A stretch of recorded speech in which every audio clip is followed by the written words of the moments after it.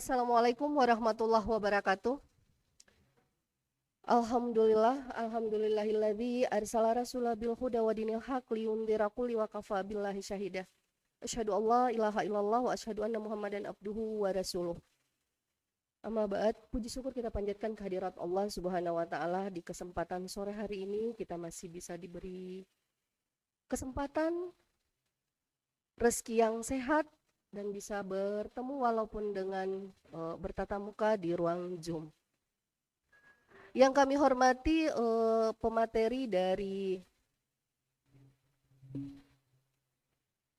dari Kanwil Kementerian Agama Provinsi Jawa Barat, dalam hal ini diwakili oleh Ibu Dr. Haja Yaya Fidria MPD selaku Kepala Seksi Subkoordinator pada Seksi Kemitraan Umat Bidang Penais Kanwil Kementerian Agama Provinsi Jawa Barat. Selamat datang, Bu. Yang kemudian kita akan panel dengan Bapak Dr. Haji Hendaryadi, Wakil Rektor 1 Universitas Muhammadiyah Bandung. Beliau berdua akan membahas tentang Islam yang berkemajuan dan moderasi beragama. Sekali lagi terima kasih atas ketandatangannya Bapak Ibu di ruang Zoom kami dalam kegiatan Darul Arkam Nasihatul Aisyah 3, pimpinan wilayah Nasihatul Aisyah Jawa Barat. Untuk mempersingkat waktu, sebelumnya kami akan bacakan kurikulum vitae dari Ibu Dr. Haja Yaya Fidria MPD. Beliau lahir di Majalengka pada tanggal 17 Agustus 1974.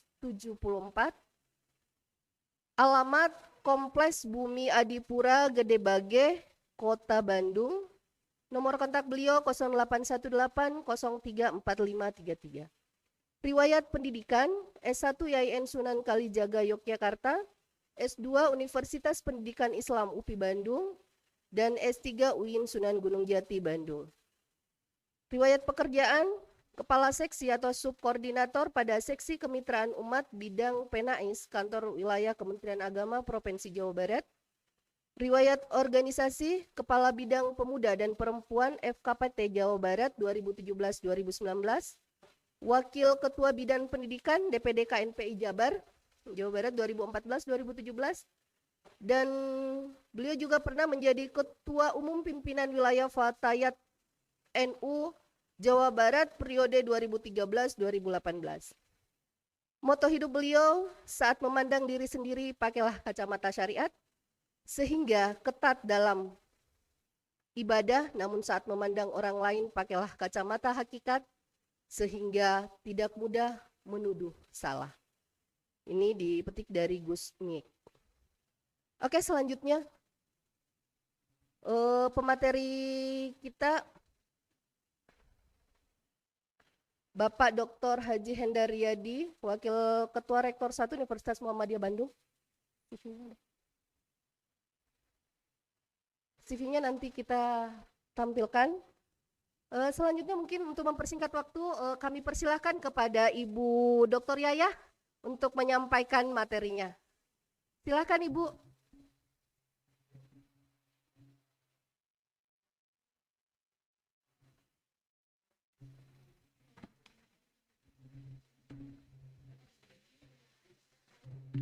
Kedengaran, Bu?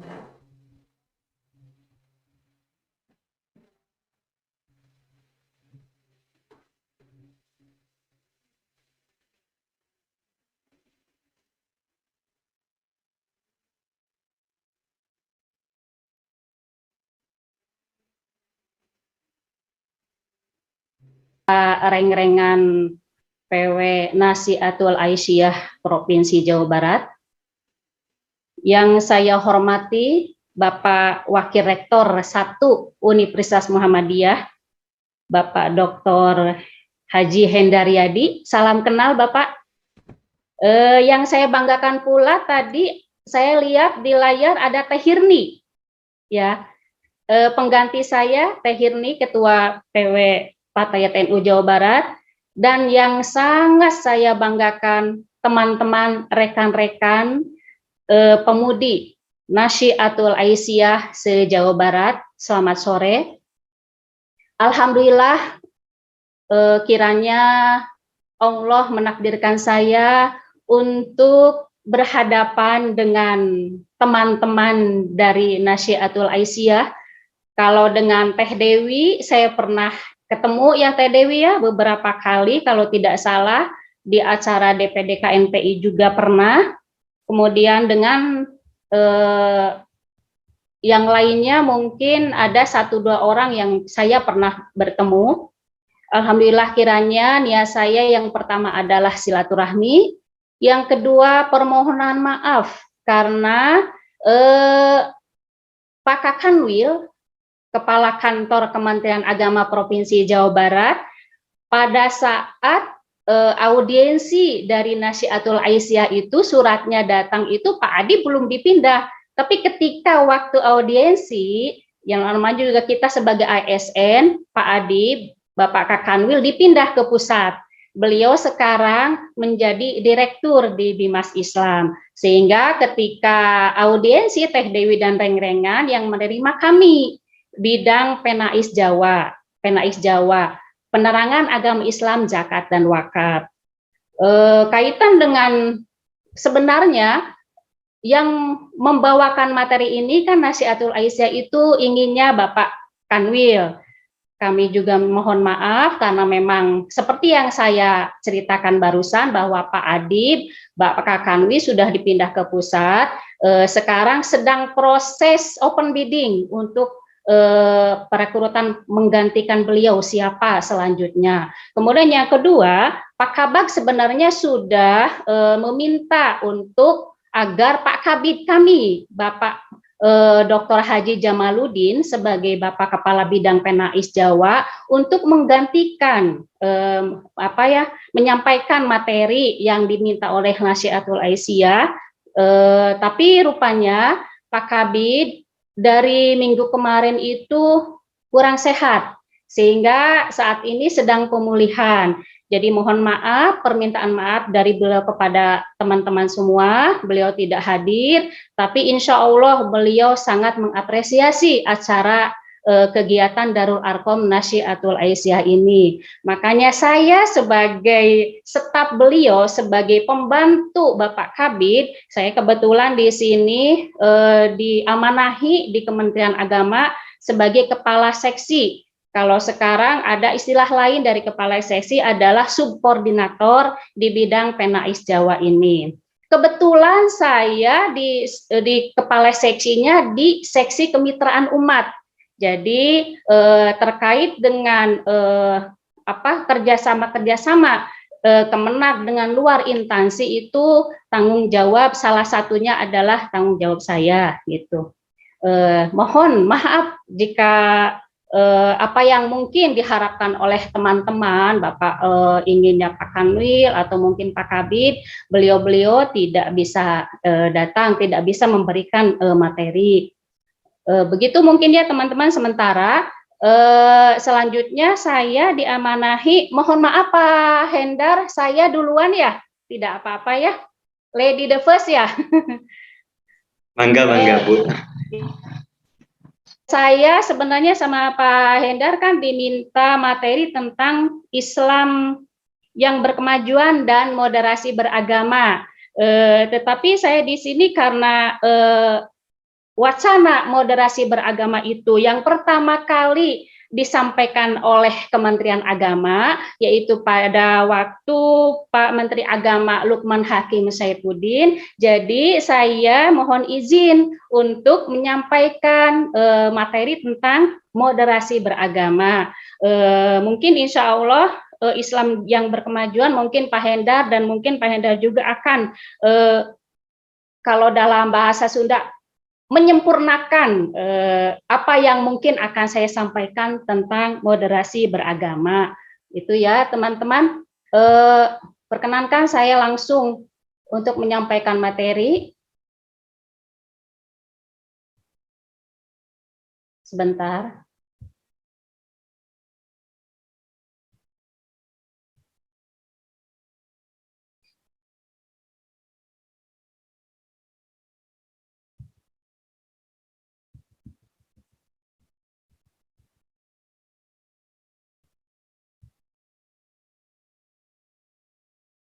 Sebentar.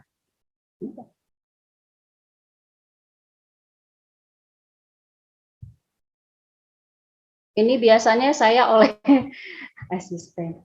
Ya. Ini saya menyampaikan materi tentang moderasi beragama. Nah, sebenarnya kan moderasi beragama itu merupakan istilah yang tadi saya sampaikan, yang digagas oleh mantan Menteri Agama, yaitu Bapak Lukman Hakim Saifuddin pada tahun 2019. Pada saat yang sama, PBB juga menetapkan tahun 2019 itu sebagai tahun moderasi internasional, the International Year of Moderation. Nah, seperti yang saya sampaikan sebagaimana yang sudah saya sampaikan tadi, bahwa moderasi beragama adalah merupakan salah satu program unggulan di Kementerian Agama. Sehingga semua semua program-program dari Kementerian Agama itu ruhnya adalah, muaranya adalah dalam tatanan moderasi beragama. Kemudian sahabat-sahabat, kalau di Fatayat NU kan dulu kami biasa menyapa teman-teman itu adalah sahabat-sahabat. Entah di Nasihatul Aisyah apa Teh Dewi apa Teh moderator? Halo? Sama sahabat ataukah teman? Biasanya. Rekan. Oh, rekan. Yunda. Oh iya, rekan ya? Yunda. Oh, Yunda, ya. Baik Yunda, apa ya? Yunda. Saya lanjutkan. Baik teman-teman aja ya. Mohon izin teman-teman atau adik-adik sekalian. Mungkin dari sisi usia ya, Nasihatul Aisyah mungkin sama dengan Fatayat ya. Usianya 20 hingga 45 tahun, sama tidak? Benar. Iya. Betul ya? Betul. Ya, nggak apa-apa. Saya mohon izin untuk memanggil teteh atau adik atau teman ya. Lanjut ke materi. Sebagaimana mungkin sebagian besar sudah pada tahu bahwa moderasi itu berasal dari bahasa Latin. Moderatio yaitu kesedangan, tidak lebih, tidak kurang. Dalam bahasa Inggris, moderation yaitu sikap sederhana, sedang. Kalau dalam bahasa Arab dikenal dengan wasat, yaitu wasatiyah. Bisa juga padanan katanya adalah i'tidal, tawazun, berimbang ya. I'tidal itu adil. Sebenarnya kan di dalam dalam Islam moderasi beragama itu sudah tidak asing lagi. Kan istilah moderasi dalam Islam itu dikenal dengan wasatiyah, sebagaimana di dalam Al-Qur'an surat Al-Baqarah ayat 143. A'udzubillahi minasyaitonirrajim. Wa kadzalika ja'alnakum ummatan wasatan litakunu syuhada'a 'alan nas wa yakuna rasulu 'alaikum syahida. Dan demikian pula kami telah menjadikan kamu umat pertengahan, agar kamu menjadi saksi atas perbuatan manusia dan agar Rasul Muhammad menjadi saksi atas perbuatan kamu. Ummatan wasaton, ya, wasatiyah. Wasatiyah itu kan kalau arti literalnya kan pertengahan, tengah-tengah gitu ya. Jadi moderasi beragama itu merupakan sikap beragama yang seimbang. Maksud seimbangnya bagaimana? Yaitu antara pengamalan agama sendiri dan penghormatan kepada praktek agama orang lain yang berbeda keyakinan itu, menerima perbedaan tersebut, hidup bersama dalam damai. Sehingga kan kalau hidup bersama dalam kedamaian itu tercipta toleransi dan kerukunan. Kaitan dengan moderasi beragama ini, Kementerian Agama mendefinisikannya sebagai cara pandang, cara sikap dan perilaku di tengah-tengah di antara pilihan yang ekstrim. ekstrim di sini bisa menjadi ekstrim kanan, yaitu kecenderungan fundamentalis radikal, dan ekstrim kiri ya, kecenderungan liberal. Ini saya salah ngetiknya. Itu ya, bahwa moderasi beragama itu sikap dan perilaku yang mengarah kepada jalan Tuhan, sekaligus juga pada waktu yang bersamaan berjalan kepada kemanusiaan. Itu. Jadi kalau dalam untuk orang yang dapat menyimbangkan antara pengamalan agamanya sendiri itu eksklusif, tapi penghormatan kepada praktek agama orang lain yang berbeda agama itu inklusif. Gitu. Sebenarnya kan teman-teman sekalian, di Rasul sudah mencontohkan ya bagaimana sikap beliau terhadap keyakinan agama lain atau keyakinan yang lain itu ditunjukkan pada Piagam Madinah. Kita sudah tahu semua ya bahwa ditunjukkan Islam dengan memberikan kebebasan beragama pada zaman Rasul, yaitu kita bisa melihat pada pasal 25 Piagam Madinah yang menyebutkan bahwa bagi orang-orang Yahudi agama mereka dan orang-orang Islam agama mereka. Piagam Madinah ini adalah suatu piagam politik ya yang dibuat oleh Nabi Muhammad ketika beliau hijrah ke Madinah. Itu sengaja dibuat, diatur, digunakan untuk mengatur kehidupan bersama masyarakat Madinah. Jadi di sini sudah kelihatan bahwa kita sudah punya contoh ya, contoh sosok yang memang kental toleransinya, kental pola perilaku dan ucap dan semuanya yang moderasi beragama yang benar-benar moderat, yaitu junjungan kita Nabi besar Muhammad SAW. Ini ya ayat tadi saya ayatnya bisa di surat Al-Baqarah ayat 256. Kemudian ini Piagam Madinah. Nanti mungkin teman-teman ya bisa ini nanti insya Allah saya kasih materi ini kepada panitia. Mohon maaf Teteh moderator, ini saya dikasih waktu presentasi ini sampai jam berapa ya? 16.50. Nanti gitu. sudah itu 16.50 dilanjut sama kita panel dengan Pak Hendar. Oh iya mangga. Ini nanti di ini aja ya. Tapi yang ingin saya sampaikan adalah bahwa di Kementerian Agama itu ada 4 indikator,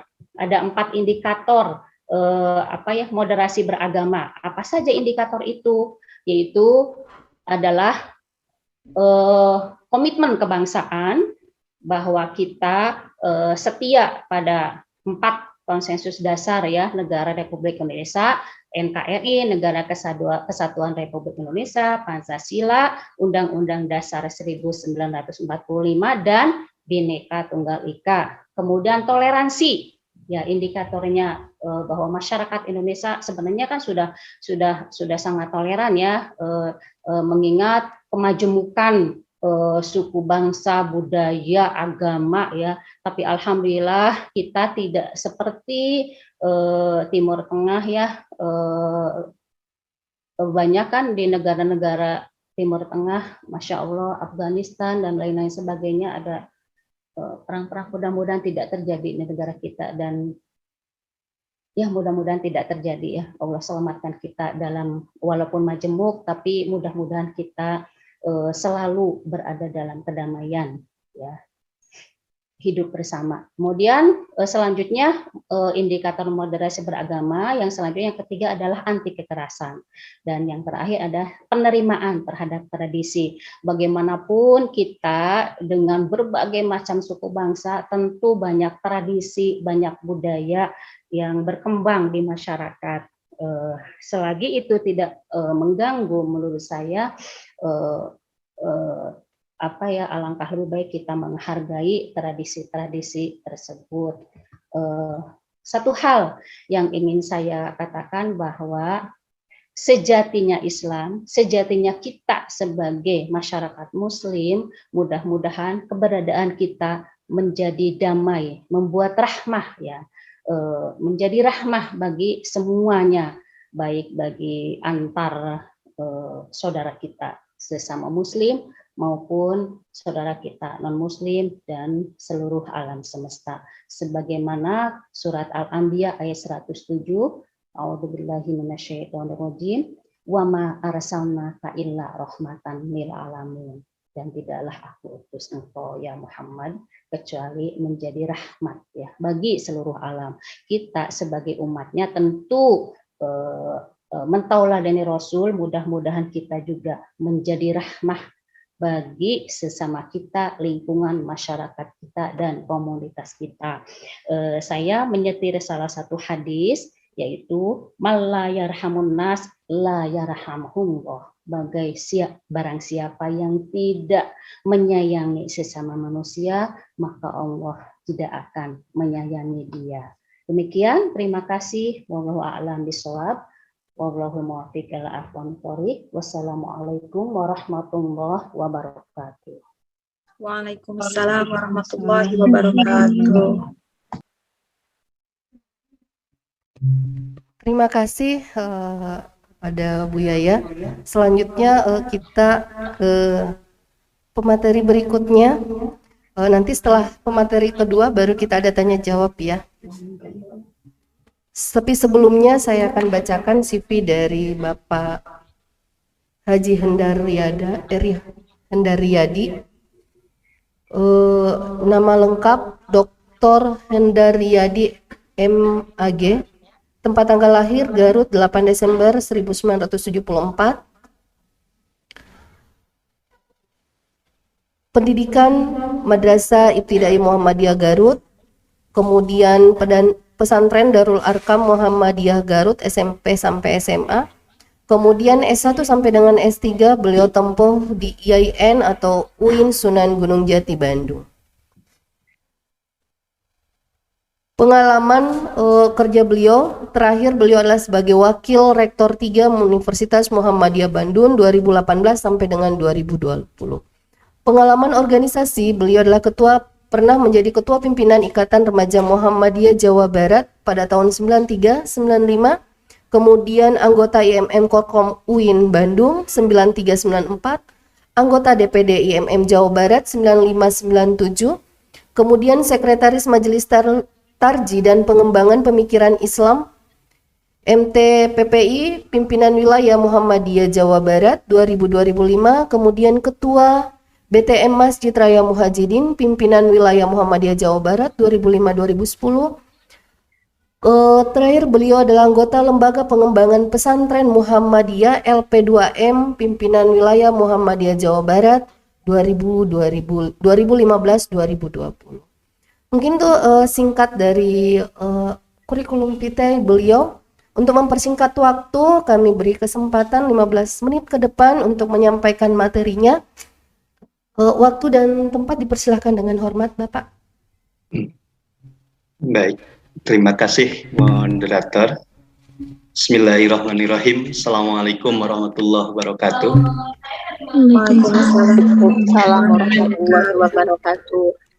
Yang saya hormati Ketua PWNA Jawa Barat, Teh Dewi dan seluruh pimpinan, Bu Dr. Yaya Hijriyah, yang kami juga hormati. Salam kenal juga Bu Dr. Yaya. Alhamdulillah, dan ini teman-teman semuanya ya, teman-teman rekan-rekan atau tadi apa namanya Bu Yaya ya. Terima kasih ini semuanya. Alhamdulillah ini di sore ini bisa silaturahim dan berbincang berkait dengan Islam berkemajuan dan moderasi agama. Saya kira ini tema yang mungkin juga sangat aktual dalam beberapa hal, terutama ini nanti konfirmasi ke Bu Dr. Yaya tentang adan, apa itu moderasi agama atau ini. Kemudian yang kedua, tema yang juga kita saksikan hari ini adalah tema perang Rusia dan Ukraina, yang saya kira ini juga mengganggu tentang kemanusiaan, yang di dalam Islam berkemajuan itu sangat ditentang gitu ya. Islam berkemajuan itu adalah Islam, antara lainnya Islam yang anti perang, anti kekerasan, anti radikalisme, terorisme, dan seterusnya. Karena itu perbincangan tema Islam berkemajuan menjadi penting. Saya ingin menyampaikan pertama, tentu gagasan yang sangat dasarnya ada dua ya di Indonesia ini, wacana keislaman itu. Ada wacana Islam berkemajuan, ada wacana Islam Nusantara. Islam Nusantara oleh kawan-kawan di Nahdlatul Ulama, kemudian Islam berkemajuan di Muhammadiyah. Saya ingin membahas ininya di Islam kemajuan sesuai dengan itu ya, tema yang kita pinta.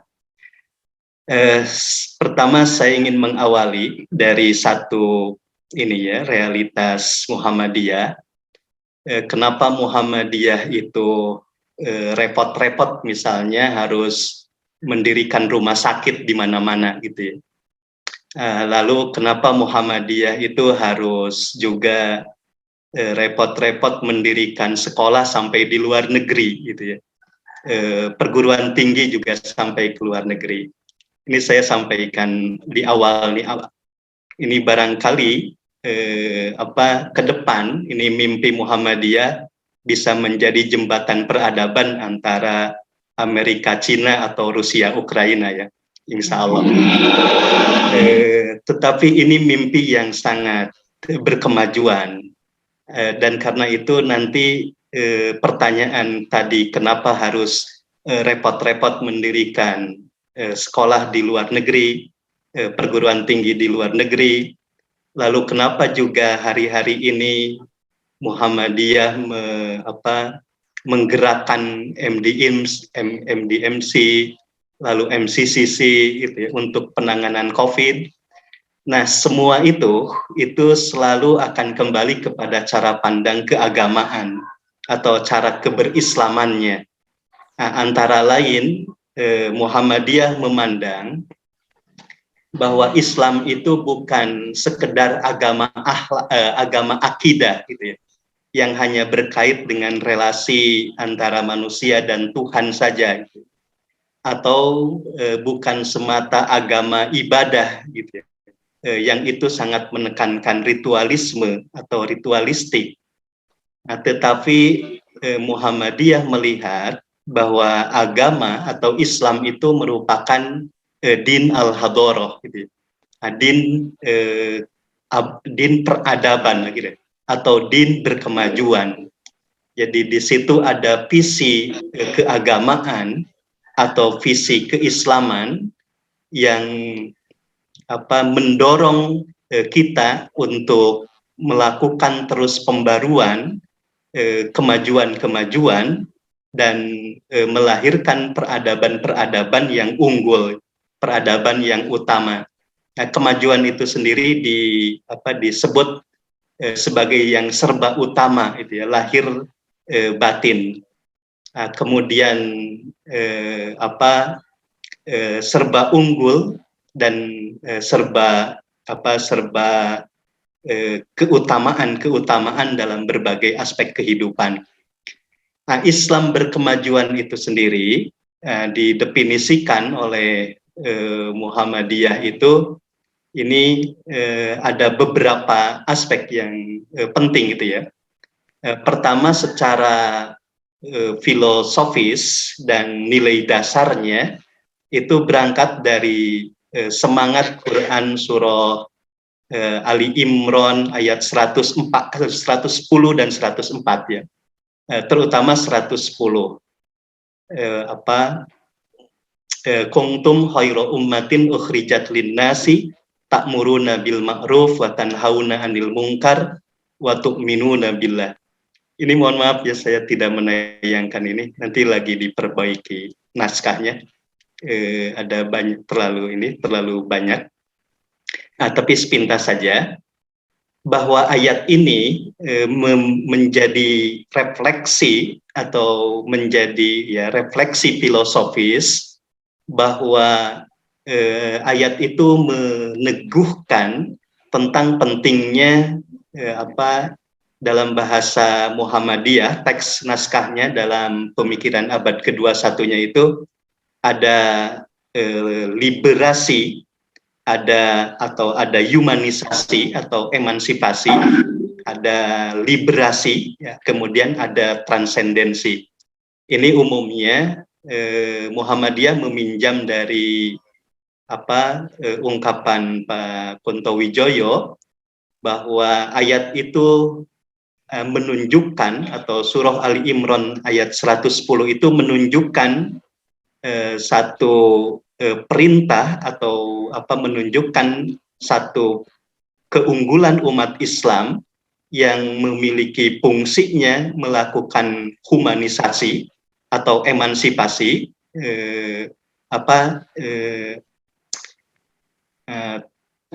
ya'muruna bil ma'ruf, gitu ya, kuntum khairu ummatin ta'muruna bil ma'ruf. Ta'muruna bil ma'ruf itu dipahami sebagai melakukan humanisasi atau pemanusiaan manusia, emansipasi. Lalu watanhauna anil mungkar itu sebagai imperatif untuk melakukan liberasi, pembebasan, atau pembebasan dari semua hal yang mengikat, membelenggu, baik itu dari persoalan agama itu sendiri maupun dari persoalan sosial dan politiknya. Kemudian yang ketiga, tu'minuna billah itu dipahami sebagai transendensi. Nah, Muhammadiyah memandang bahwa keberagamaan atau keislaman itu harus merefleksikan tiga filosofi nilai ini, ya. Nilai humanisasi, nilai liberasi, dan nilai transendensi. Gitu. Yang kedua, ini mungkin agak singkat-singkat. Yang kedua,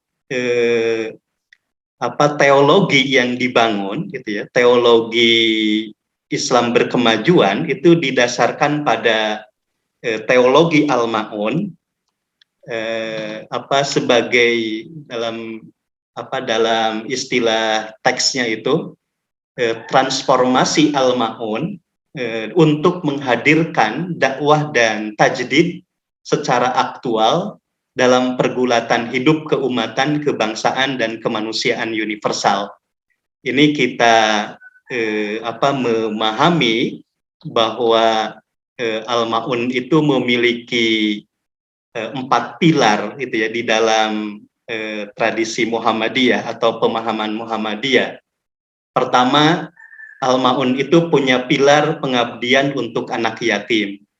Yang kedua, pilar pengabdian untuk yang miskin.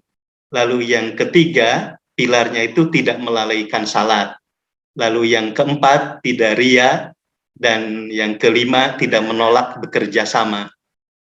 Nah, pilar ini menjadi dasar juga, menjadi kerangka teologi dalam pengembangan Islam berkemajuan di Muhammadiyah.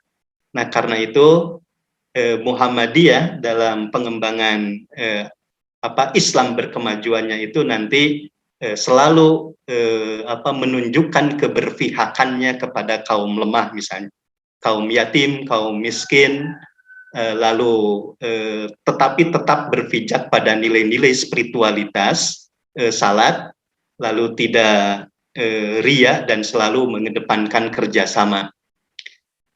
Yang ketiga, ini kalau nanti membaca teks Jawahir al-Afkar al-Qornisani itu, pemikiran Muhammadiyah abad ke-21 itu, Islam berkemajuan itu juga mengandung satu metode yang dikembangkan di dalam Muhammadiyah Islam berkemajuan. Pijakannya adalah tetap Al-Quran dan Sunnah, tetapi dengan menggunakan ijtihad untuk menghadapi, gitu ya, merespon tantangan kehidupan modern abad ke-21 yang sangat kompleks. Itu teks resminya. Nah, yang keempat, nah ini yang menjadi inti dari Islam berkemajuan itu, ajaran atau formulasi ajarannya kira-kira yang saya ringkaskan. Pertama, bahwa Islam berkemajuan itu adalah Islam yang menyemai benih-benih kebenaran, kebaikan, kedamaian, keadilan, kemaslahatan, kemakmuran, dan keutamaan hidup secara dinamis bagi umat manusia.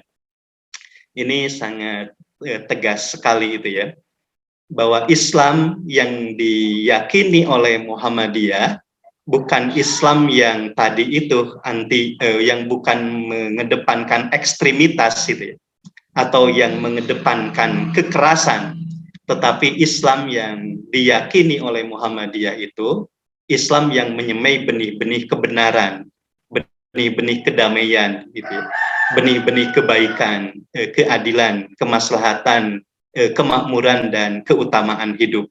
Itu yang pertama.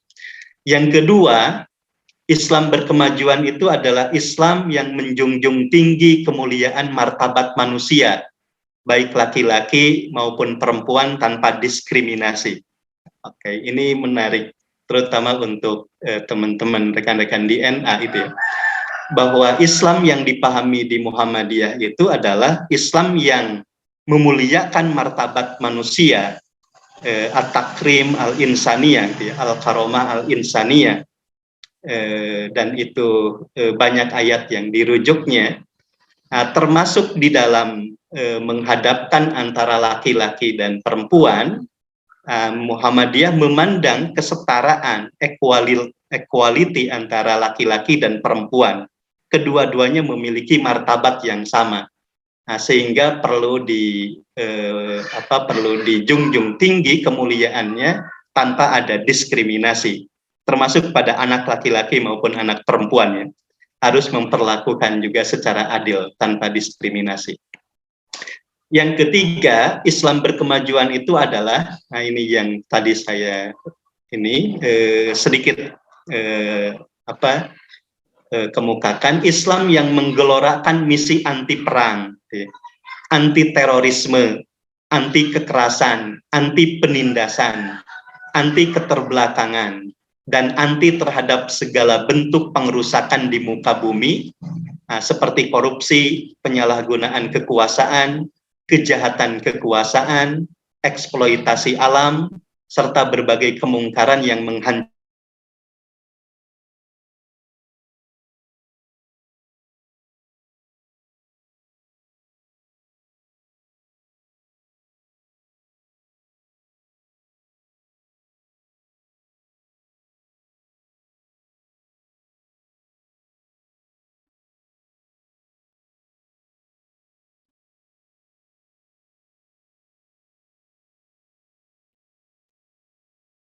Suara Bapak hilang.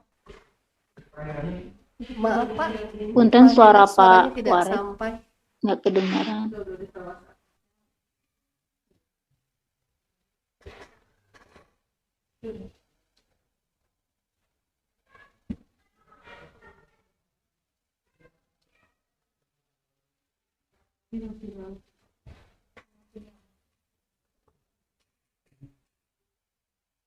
Mohon maaf. Pak Hendar masih ada di... Oke. Sedikit lagi saya sampaikan untuk ini. Yang terakhir, Islam berkemajuan itu adalah Islam yang melahirkan keutamaan, memayungi kemajemukan suku, bangsa, ras, golongan, dan kebudayaan umat manusia di muka bumi. Ini juga menunjukkan bahwa Islam atau Islam yang dipahami oleh Muhammadiyah itu Islam yang sangat toleran, Islam yang menghargai keragaman-keragaman dan bahkan memayungi kemajemukannya, itu ya. Itu mungkin ya inti di dalam pandang Islam berkemajuan. Nanti mungkin bisa didiskusikan lebih lanjut. Berkait sedikit dengan moderasi agama, Nah, Islam berkemajuan itu sendiri itu sebenarnya pilihan moderat dalam Muhammadiyah. Islam berkemajuan itu tadi dihadapkan pada pilihan gitu ya, antara kalau fundamentalisme radikal dengan liberalisme radikal, maka Islam berkemajuan itu menjadi berada di posisi tengah antara fundamentalisme dengan liberalisme yang tadi, antara ekstrim kanan atau ekstrim kiri seperti disebutkan tadi oleh Bu Dr. Yaya. Secara teks, kalau membaca hasil muktamar Muhammadiyah tentang isu-isu keumatan, kebangsaan dan kemanusiaan universal, di situ dijelaskan bahwa Muhammadiyah itu menolak ekstremisme gitu ya, yang sangat dasarnya gitu ya. Ekstremisme terutama dalam bentuk takfiriyah gitu ya. Jadi di dalam teks isu-isu keumatan, kebangsaan dan kemanusiaan universal disebutkan bahwa ekstrim atau moderasi itu dibedakan dengan ekstrim atau sikap keagamaan yang ekstrim. Nah, kalau keagamaan yang ekstrim itu cenderung melakukan takfiri gitu ya, atau pengkafiran kepada orang lain yang berbeda, lalu suka menghakimi gitu, menanamkan kebencian dan melakukan tindakan kekerasan. Nah, itu sifat ekstrim. Nah, sementara moderat itu disebutkan di dalam teks itu adalah sikap keagamaan yang mengedepankan kasih sayang, kesantunan, tawasud dan toleran. Nah, kalau ini dijadikan dasar nanti moderasi agama di dalam pandangan Muhammadiyah itu adalah pandangan keagamaan yang mengedepankan tentang kasih sayang, lalu jalan tengah, kesantunan dan toleransi. Nah, berbeda dengan ekstrim atau keagamaan ekstrim yang lebih cenderung mengkafirkan orang lain yang berbeda, lalu suka menghakimi, menanamkan kebencian dan melakukan tindakan kekerasan atas nama agama. Ini yang dibedakan. Nah, tentu ini masih menjadi perdebatan gitu ya, menjadi persoalan di tingkat filosofis karena tidak mudah meletakkan moderasi semacam ini gitu ya. Nah, termasuk nanti tantangan bagi Kementerian Agama ini memang menjadi tidak mudah gitu ya meletakkan moderasi keberagamaan ini. Misalnya moderasi beragama ketika dihadapkan antara sikap teokrasi atau demokrasi misalnya gitu ya. Maka orang menyebut antara teodemokrasi misalnya. Nah, ini juga harus dijelaskan kalau sifat tengahan semacam itu misalnya. Lalu kalau ada pilihan misalnya apa yang akan dipilih antara teosentris atau antroposentris misalnya. Oke, itu juga menjadi persoalan. Kalau kemudian pilihannya menjadi teoantroposentris, ini bentuknya seperti apa misalnya teoantroposentris itu. Nah, sama juga ketika memilih antara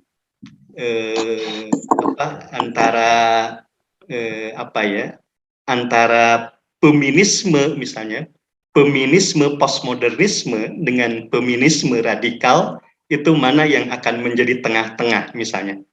Nah, feminisme muslim postmodernisme atau feminisme muslim fundamentalisme.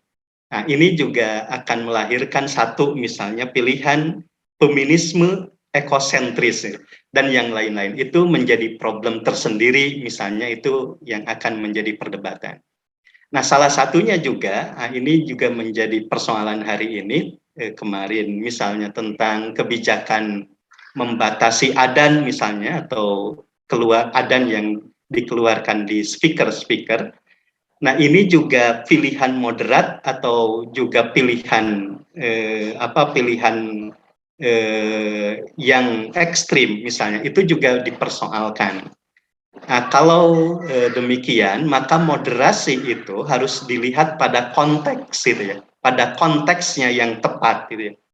Boleh jadi pada konteks sosial tertentu, adzan mengeluarkan speaker itu menjadi tidak moderat gitu ya, menjadi ekstrim. Tetapi boleh jadi dalam konteks sosial yang berbeda itu justru diterima secara baik, misalnya suara-suara semacam itu. Nah, ini memang menjadi problematis dalam kehidupan kita, bagaimana meletakkan atau menerjemahkan moderasi beragama itu dalam kehidupan sosial. Nah, moderasi dalam satu hal boleh jadi dianggap ekstrim oleh kelompok tertentu gitu ya. Sama juga ekstrim dalam hal tertentu boleh jadi dianggap moderat oleh kelompok yang lain. Ini problemnya nanti yang perlu didiskusikan. Tetapi secara sekedar gitu ya, untuk menekankan pandangan Muhammadiyahnya, bahwa Muhammadiyah lebih meletakkan moderat itu sebagai lawan dari ekstremisme tadi, tidak ke kanan yang lebih kanan, sebab katanya tidak akan bisa melihat yang kiri, tetapi juga jangan ekstrim yang kiri karena nanti tidak akan melihat yang sebelah kanan. Maka di tengah-tengah itu bisa melihat antara kanan dan kiri. Itu sikap moderasi yang dikembangkan. Nah, sekali lagi, Islam berkemajuan itu sendiri sebenarnya menjadi sikap dari moderasi beragama antara kecenderungan fundamentalisme radikal dengan liberalisme radikal, sehingga Islam berkemajuan ada di tengah-tengah, mengakomodasi yang fundamentalis, tetapi juga mengakomodasi yang liberal, tetapi diletakkan pada posisi yang proporsional, sehingga bisa diterima oleh kelompok manapun. Mungkin itu sekedar pengantar diskusi ya. Terima kasih. Assalamualaikum warahmatullahi wabarakatuh. Waalaikumsalam warahmatullahi wabarakatuh. Waalaikumsalam warahmatullahi wabarakatuh.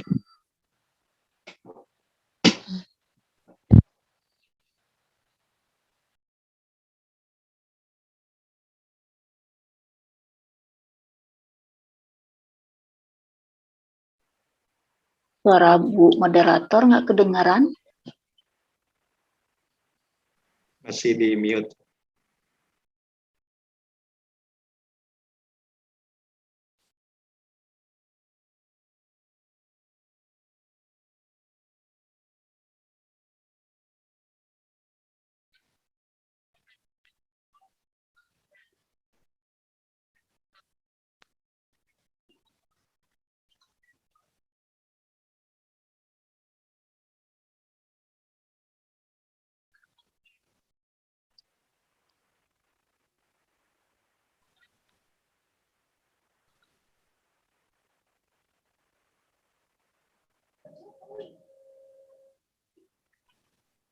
Kan yang di ruang chat.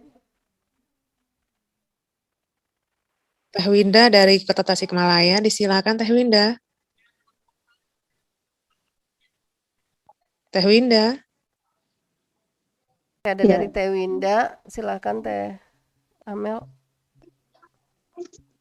Ya, terima kasih atas kesempatannya yang sangat luar biasa sekali. Assalamualaikum warahmatullahi wabarakatuh. Waalaikumsalam. Waalaikumsalam warahmatullahi wabarakatuh. Ya. Ya, langsung saja kepada panelis Ibu Winda ya, untuk materi moderasi ini sekali yang dengan pemerintahan ya, di mana penyampaian ke akar rumput grassroots ya, untuk moderasi beragama, sekarang kan untuk rakyat yang awam ada beberapa kebijakan pemerintah yang kurang humanis barangkali ya. Setidaknya ketika ada tema moderasi ini barangkali dari Ibunda Penais ada kiat-kiat khusus atau ada apa ya? Yes, intinya sebagai yang dekat dengan pemerintahan, barangkali gimana tema atau isu-isu yang sekarang sedang hangat, banyak hal yang tadi sudah disampaikan dari Pak Hendar ya, sangat terwakilkan sekali. Bagaimana barangkali solusinya? Untuk ayahanda saya, Pak Hendar, untuk khusus di Muhammadiyah, barangkali ada bukan pengkaderan pelatihannya untuk tema moderasi ini khususnya barangkali gitu. Ya, terima kasih atas kesempatannya. Assalamualaikum warahmatullahi wabarakatuh. Waalaikumsalam. Warahmatullahi wabarakatuh. Kami langsung aja ke dua pemateri untuk memberi tanggapannya. Kami persilakan dari Ibu Yayah terlebih dahulu. Silakan. Langsung ya Teh. Halo. Suara Teh Dian. Halo, ini langsung ditanggapi ataukah dikumpulkan beberapa penanya dulu? Langsung ditanggapin aja, Bu. Oh, baik. Terima kasih. Betul, memang kaitan dengan pernyataan Pak Menak kita itu memancing masyarakat Indonesia khususnya yang memang belum memahami, belum paham. Sebenarnya aturan tentang pengeras suara azan itu kan sudah ada sejak tahun 1978. Coba teman-teman, rekan-rekan Yunda bisa googling ya. Sebenarnya sudah ada itu sejak tahun 1978. Pengaturannya bukan larangan ya, bukan pelarangan untuk menggunakan toa gitu ya. Terlepas dari ikhtilaf, ada yang melarang kan, ada madhab-madhab tertentu, ada yang tidak boleh. Lalu Pak Mendag ini kan mengeluarkan surat edaran nomor 5 tahun 2022 ini sebenarnya itu adalah hasil dari usulan-usulan ormas-ormas Islam, juga usulan-usulan dari teman-teman komunitas yang lain. Ini merangkum semuanya, mengakomodir sehingga turunlah surat edaran nomor 5 tahun 2022 ini terkait dengan STOA ini ya. Sebenarnya bukan melarang untuk memakai pengeras suara untuk ketika waktu azan, hanya saja diatur volumenya, kan itu intinya kan itu. Kemudian yang sebenarnya ormas-ormas yang saya tahu itu pimpinan ormas Islam itu kan sudah setuju, diantaranya ya dari Muhammadiyah sendiri, Pak Dadang Kahmat itu juga sudah setuju. Sebenarnya tidak ada ini, yang jadi pemicu adalah ungkapan Pak Menteri Agama kemarin gitu ya Pak Hendar ya. Yang memang itu Masya Allah ya, itu memang tantangan bagi kami di komunitas Kementerian Agama gitu ya. Kalau kita pahami, saya pribadi sebagai kacamata, sebagai masyarakat awam, memang sepintas seperti menyamakan gitu ya, menyamakan suara yang azan dengan guguk gitu ya. Kalau di ini sebenarnya mungkin maksud Pak Menag itu adalah bukan maksud menyamakan, hanya saja memang yang kami ini kan mungkin teman-teman di Muhammadiyah juga sama. Kenapa harus dianalogikan dengan suara guguk gitu ya Pak Hendar ya? Itu saja sih sebenarnya persoalannya itu gitu ya. Yang saya pribadi juga saya pribadi bukan atas nama Kementerian Agama ya, mohon maaf, saya pribadi sebagai seorang Yaya Fijriyah gitu, seorang masyarakat itu ya, orang awam juga menyayangkan itu. Tapi berusaha kami pahami intisari dari ungkapan Pak Mendak itu sebenarnya bukan itu. Bukan maksudnya beliau untuk menyamakan suara azan dengan suara gugum.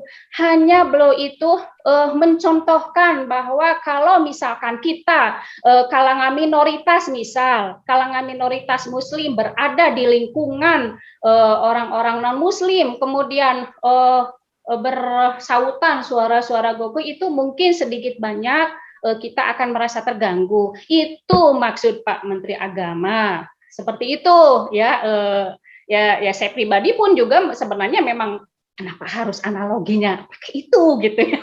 Tapi apalah daya, itu menandakan bahwa Pak Menag juga seorang manusia, bukan Rasul gitu ya.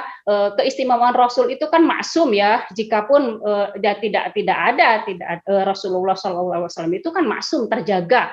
Kita manusia, makhluk umat Rasulullah pasti ada kalanya hilaf, kesulitan atau bagaimana. Ya sudahlah, kita sebagai seorang muslim gitu ya, yang mengedepankan tasamu, yang mengedepankan positive thinking, yang mengedepan rahmah, kasih sayang untuk sesama, ya berusaha kita untuk husnudon. Oh iya, maksud Pak Kemenang itu seperti itu. Nah, ini juga menjawab tadi yang pertanyaan Kota Tasik ya. Ya sudah, Teh Winda ya, udah aja kalau ke masyarakat awam ya sampaikan aja apa adanya seperti yang saya ungkapkan tadi. Mungkin juga Teteh bisa googling juga ya gitu ya. Sebenarnya maksud Pak Menang bukan itu, intisarinya bukan itu, hanya memang gitu kegelisahan kita ya, kaum ormas Islam di NA juga di Fatayat, pasti ya Teh Hirni itu tadi ada Teh Hirni ya, pasti kegelisahannya kenapa harus mencontohkannya gitu kan. Itu saja sih sebenarnya. Dan ormas Islam itu sudah sepakat bahwa memang harus ada aturan tentang volume pengeras suara, itu sudah sepakat semuanya, di atas sudah sepakat. Itu kan hasil dari usulan-usulan sebenarnya. Yang menjadi kemudian ramai itu ya karena ungkapan Pak Mendak kemarin di Pekanbaru itu mungkin ya sementara ya itu. Tapi memang intinya saya pikir saya setuju dengan apa yang diungkapkan Pak Hendar tadi. Sebenarnya NU, Muhammadiyah dan juga Al-Wasliyah, Konbo dan Persis dan yang lainnya juga sepakat bahwa kita sebagai umat Rasul memang harus mengedepankan itu yang bahasa di Muhammadiyah itu kan Islam yang berkemajuan adalah yang seperti yang diungkapkan pada surat Al-Maun ya tadi ya itu ya. Kemudian kalau bahasa Kementerian Agama kan itu memang harus menampilkan diri menjadi sosok yang rahmatan lil alamin. Itu yang bahasa Kementerian Agama yang selalu diagung-agungkan. Jadi mengedepankan kasih sayang, rahmah, santun gitu ya. Bagaimana keberadaan kita itu tidak menjadi bumerang atau tidak menjadi gelisah orang-orang di sekeliling kita. Tapi keberadaan kita, bagaimana keberadaan kita menjadi rahmah untuk semuanya. Kita menjaga lisan kita menjaga perilaku kita, itu kan kita sepakat itu ya. Karena memang sebagaimana ayat di surat Al-Qur'an ya, bahwa bagaimana kita menjadi umatan wasaton itu. Mungkin itu ya sementara.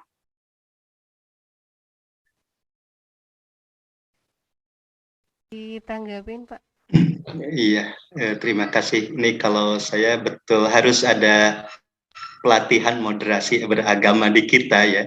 Salah satunya ini yang saya ingin sampaikan ke teman-teman NA itu tidak boleh reaktif terhadap isu-isu baru begitu ya, ininya itu intinya ya. Kalau ada persoalan-persoalan yang mungkin gitu ya dianggap tidak disetujui siapapun ya, atau Kemenag atau siapapun, Kemenkumham atau siapapun yang menyatakan, maka ini pelatihan moderasi beragamanya tidak usah reaktif terhadap isu-isu, apalagi yang itu berkait dengan persoalan yang agak agak elitis gitu ya, yang mungkin akan menghabiskan energi ketimbang mikiran itu mending mikiran anak stunting gitu ya, dilanjutkan dan isu-isu kemanusiaan yang lain. Nah, yang keduanya ini memang kalau saya melihat ini Bu Dr. Yaya, konteksnya saja mungkin ya, atau waktunya saja mungkin. Nah, ketika kita masih dalam persoalan pandemi semacam ini, lalu elit-elit berbicara di atas soal toa gitu ya, tetapi di bawah itu masih banyak yang mencari minyak goreng gitu ya, kemana-mana gitu, lari-lari gitu ya, kemudian kedelai yang mahal dan yang lain-lain, demo tempe dan tahu. Nah, tiba-tiba isunya begitu. Nah, ini sebenarnya juga tidak terlalu arif atau bijaksana mungkin gitu ya. Konteksnya pelajaran saja buat itu. kita semua, Pak Hendar ya, betul. Itu pelajaran yang semua, sangat penting. Itu biasanya sangat itu ya, peka hari ini itu. Tetapi pelajaran moderasi beragamanya bagi kita untuk hal-hal yang semacam itu tidak terlalu reaktif gitu ya. Kita berjalan aja gitu. Mungkin itu sedikit itu saja. Nanti harus ada ya pelatihan moderasi beragamanya Bu ya. Nanti kerjasama Kemenag dengan NA nanti. Gini sebenarnya punten Pak Dr. Hendar juga Pak Moderator, nggak apa-apa saya ini lagi ya sebentar ya. Ini sebenarnya di seksi kami di Kementerian Agama itu kan sudah rutin punya program kegiatan yang memang menghadirkan juga ormas-ormas Islam.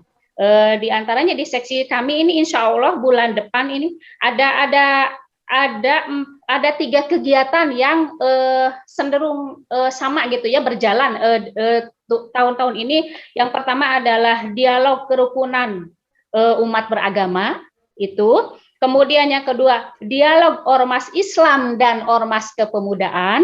Kemudian yang ketiganya peningkatan kompetensi penceramah agama Islam. Nah, tiga kegiatan ini kami juga mengundang ormas-ormas Islam, terutama ormas-ormas yang besar ya, NU, Muhammadiyah, Persis, Al-Wasilah dan lain sebagainya. Nah, biasanya kami itu mengundangnya tuh surat undangannya ke PW Muhammadiyah. Ya, teman-teman, rekan-rekan. Nah, kalau yang tahun kemarin itu, yang akhir tahun kemarin itu kan dialog ormas Islam itu kami juga mengundang ke PW Muhammadiyah. Nah, di situnya ada item bahwa yang menjadi peserta adalah di samping pengurus Muhammadiyah juga pemudanya. Jadi kita kalau NU sama Muhammadiyah dikasih 4 mayoritas, kalau yang lain kan 2, kalau yang ormas Muhammadiyah dan NU 4. Biasanya 4 itu kami minta dari unsur pemudi dan pemudanya juga Muhammadiyahnya. Kemarin juga ada dari Ibu Muslimat. Saya tidak melihat dari Nasihatul Aisyah. Nanti ke depan Teteh moderator bisa minta ininya ya, karena ada 3 kegiatan itu di Kementerian Agama. Terima kasih. Kami tunggu undangannya, Bu. Oke. Itu muaranya itu dalam rangka moderasi beragama. Tetap temanya itu. Apalagi nanti peningkatan kompetensi penceramah agama Islam itu tentu ruhnya itu moderasi beragama. Ya, siap, ditunggu Bu. Kami juga ada Departemen Tablik yang kemudian punya mubalik-mubaligah. Ada data kami untuk daiyah dari dari PW sampai dengan ke cabang. Nanti kami biasanya suratnya ke Muhammadiyah Teh. Siap, nanti kami cek. Terima kasih Bu. Terima kasih Bapak Hendar dan Bu Yaya yang udah menyampaikan tanggapannya, tapi sayangnya karena memang kita rada telat tadi masuknya, tapi waktu juga lah yang akan memisahkan kita. Saya mohon maaf kepada seluruh peserta yang saya yakin masih banyak pertanyaan-pertanyaan yang ada di kepala masing-masing, karena memang tema kita sore ini lumayan tema yang lagi viral ya, moderasi beragama. Dan mudah-mudahan kita tidak begitu saja menerima dan menanggapi setiap apa kejadian di luar sana, karena kita yakin bahwa tadi ada 4 indikator. Kalau dari kacamata Kementerian Agama ada 4 indikator dari moderasi beragama itu sendiri, yaitu yang pertama komitmen kebangsaan, toleransi dan anti kekerasan dan penerimaan terhadap tradisi. Dan ini saling gayung bersambut. Kita di Muhammadiyah juga itu punya Islam berkemajuan. Di mana Islam berkemajuan itu merupakan ikhtiar mendinamisasikan Islam, semangat Islam mesti menjiwai aspek-aspek kehidupan manusia. Karena berkemajuan mengindikasikan bahwa Islam adalah agama yang tidak berhenti, bergerak ke depan dan terus untuk maju. Mungkin begitu yang sempat kami tanggap dan mudah-mudahan kita terus bergerak untuk kemudian menjadikan Islam lebih maju lagi sesuai dengan landasan yang diwariskan dari pendiri Muhammadiyah Kiai Haji Ahmad Dahlan, bahwa surah Al-Ma'un adalah menjadi dasar buat kita untuk terus menjadikan Islam menjadi Islam berkemajuan. Mungkin hanya itu yang sempat kami bisa sampaikan dan sajikan di sore hari ini. Sekali lagi teratur terima kasih kami yang tak terhingga kepada dua pemateri kita yang sangat-sangat super hari ini, dari Bu Dr. Yaya yang juga adalah mantan Fatayat NU yang kita selalu berseiringan ya Teh. Kemudian ada ayahanda kita, ayahanda Pak Hendar ya, yang sudah mendampingi kita untuk membuka kembali pencerahan kita di sore hari ini. Dan saya berharap kita tidak akan berhenti sampai di sini untuk terus berpikir dan mencari tahu.